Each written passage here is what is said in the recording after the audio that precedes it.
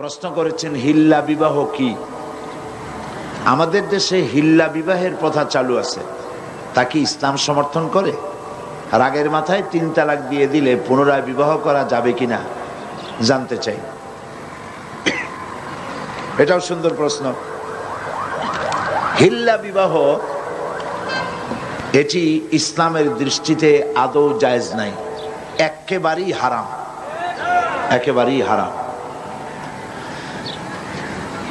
তালাকের বিষয়টা, হিল্লা প্রশ্ন আসে তালাকের পরে, তাই না? সেজন্য তালাকের কথাটা আগে বলে নেই।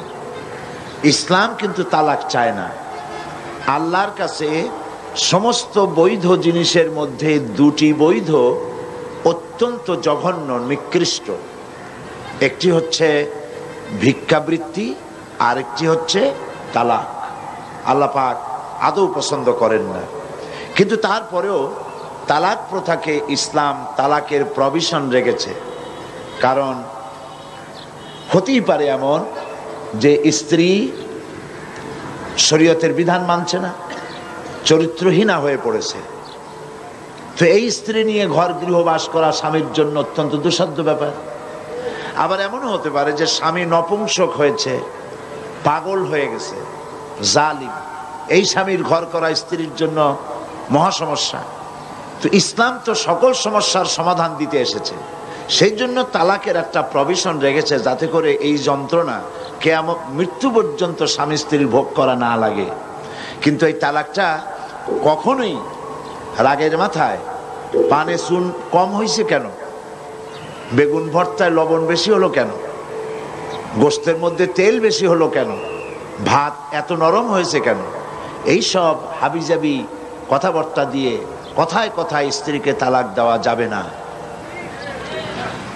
তালাক হচ্ছে, দেখা গেল যে স্ত্রী দুশ্চরিত্রা, চরিত্রহীনা, অথবা শরীয়তের বিধান মানে না, তাকে চেষ্টা করা হবে, স্বামী স্ত্রীর মনোমালিন্য হয়েছে, চেষ্টা করা হবে মনোমালিন্যকে দূর করে স্বামী স্ত্রীর ভালো সম্পর্কে স্থাপনের জন্য চেষ্টা করা হবে। সেজন্য কোরআন শরীফ বলেছে যে এই চেষ্টার জন্য উভয় পক্ষের মুরব্বীদেরকে ডেকে সালিশ করো। সালিশে যদি না হলো, তাহলে প্রথমত চেষ্টা করো স্বামী স্ত্রী নিজেরা 2 জনে, তাতে যদি না হয় তাহলে সালিশ ডাকো। সালিশে তো যদি না হয় তাহলে 1 তালাক দাও। একসঙ্গে 3 তালাক দিও না, 1 তালাক দাও। 1 তালাক দিয়ে সময় দাও, বিছানাটা আলাদা করে দাও, একসাথে এক বিছানায় থেকো না। 1টা তালাক দিয়ে অপেক্ষা করো, দেখো যে 1 তালাক পাওয়ার পরে স্ত্রী তার চরিত্র সংশোধন করে কিনা, ফিরে আসে কিনা।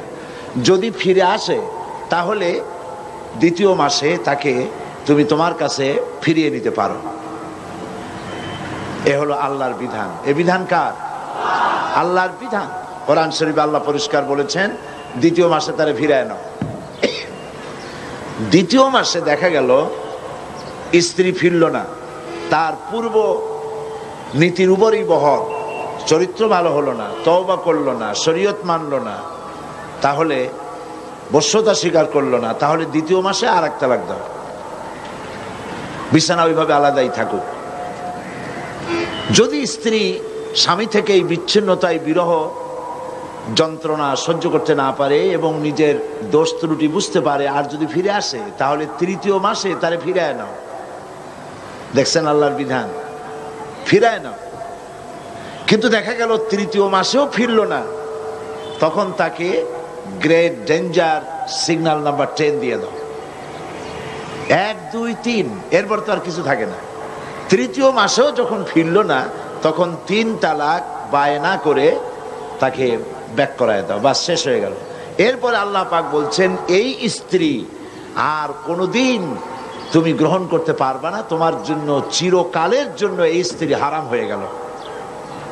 হাত্তা তানকিহা জাওজান গায়রাহু, যতক্ষণ পর্যন্ত অন্য পুরুষ সে গ্রহণ না করছে।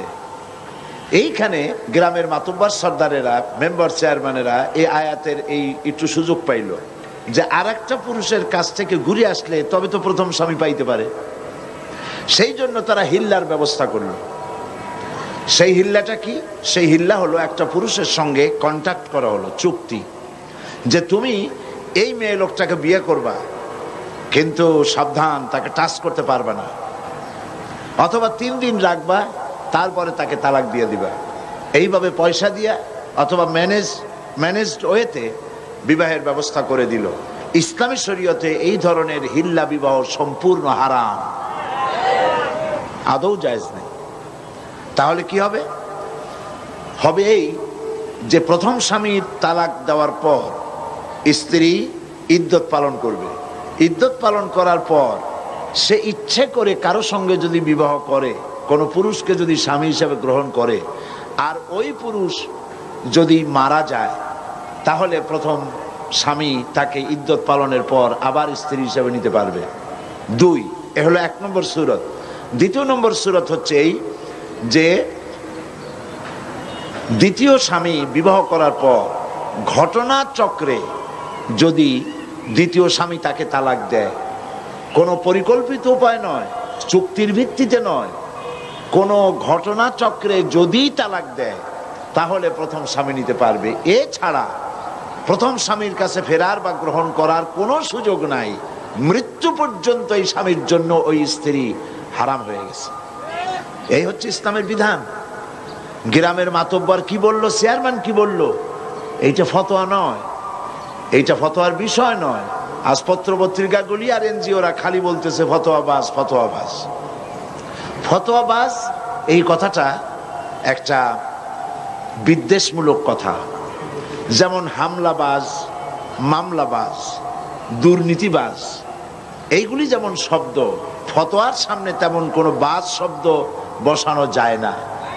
যারা ফতোয়াবাজ বলে ওরা নিশ্চয়ই মতলববাজ। এটা মতলব করে, দুর্বিসন্ধি করে ফতোয়ার মতো এত বড় গুরুত্বপূর্ণ বিষয়কে নিন্দনীয় করার জন্য এই ব্যবস্থা তারা গ্রহণ করেছে।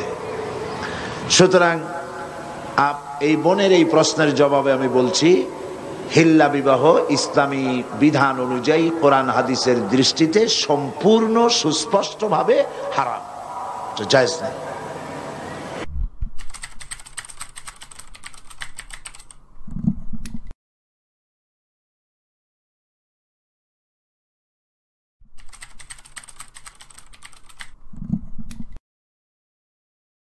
প্রশ্ন করেছেন হিল্লা বিবাহ কি?